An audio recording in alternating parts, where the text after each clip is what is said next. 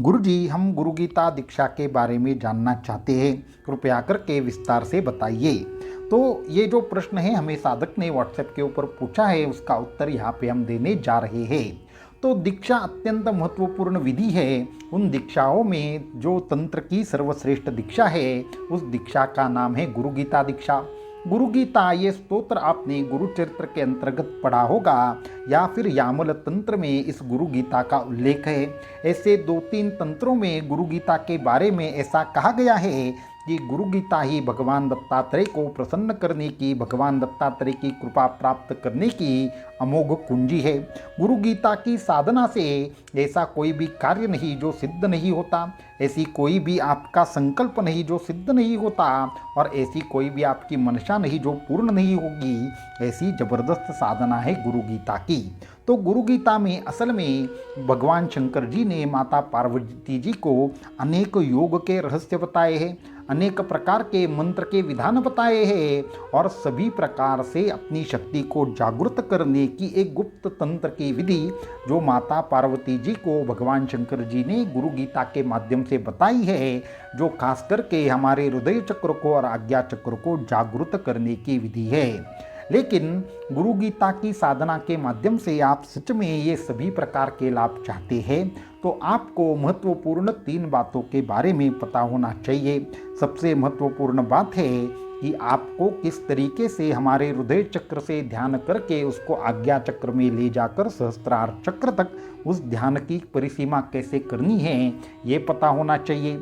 गुरु गीता के अंतर्गत आने वाला श्रीमन मालिनी मंत्र राज सहितम ध्यायेत गुरोर मंडलम, तो वो श्रीमन मालिनी मंत्र है, वो गुरु गीता का खुद का अपना एक सिद्ध मंत्र है जो गुरु गीता से के माध्यम से गुरु साधक को देते हैं। तो उस मंत्र के बारे में साधक को जानकारी चाहिए। अगर इस मंत्र के बारे में साधक को जानकारी हो तो उस एकाक्षर बीजाक्षर मंत्र से साधक अपने हृदय चक्र को जागृत करते हुए कुंडलिनी को आज्ञा चक्र में ले जाकर अपने गुप्त मंत्र के माध्यम से अपने आज्ञा चक्र को जागृत करता है। और उस आज्ञा चक्र को किस तरीके से जागृत करना है, इसकी संपूर्ण विधि जिस एक विशेष तरीके से बताई है, वो असल में गुरु गीता है।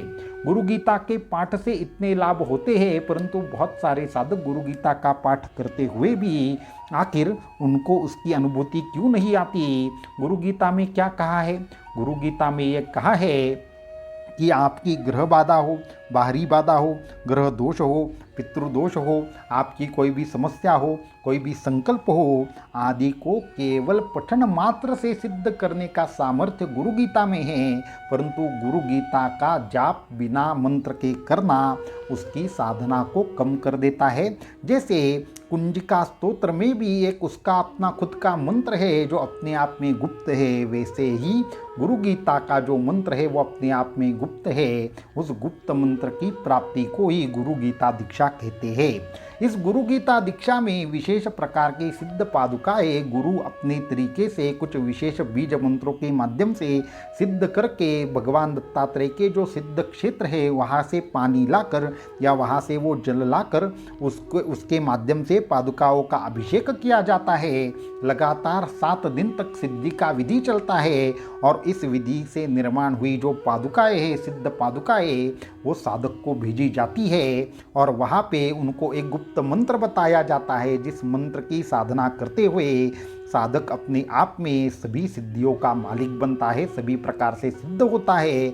और गुरु गीता दीक्षा होने के बाद जब साधक विशेष तरीके की जो पद्धति है उस पद्धति के माध्यम से साधना करता है तो उसको अष्टमहासिद्धियों की प्राप्ति हो जाती है, नवनिधियों की प्राप्ति हो जाती है। और ये गुरु गीता दीक्षा आने वाले गुरु पूर्णिमा के पावन अवसर पर हमारे यहाँ पे होने जा रही है, इसलिए जो भी साधकों ने पूछा है उनके लिए यहाँ पे हमने बताया है।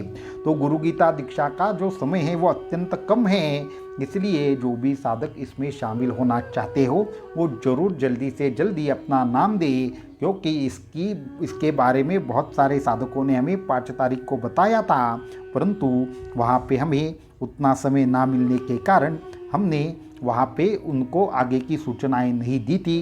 परंतु अभी बहुत सारे साधक पूछ रहे हैं, इसलिए इस वीडियो के माध्यम से हमने आपको उत्तर देने का प्रयास किया है। अवधूत चिंतन श्री गुरुदेव दत्त।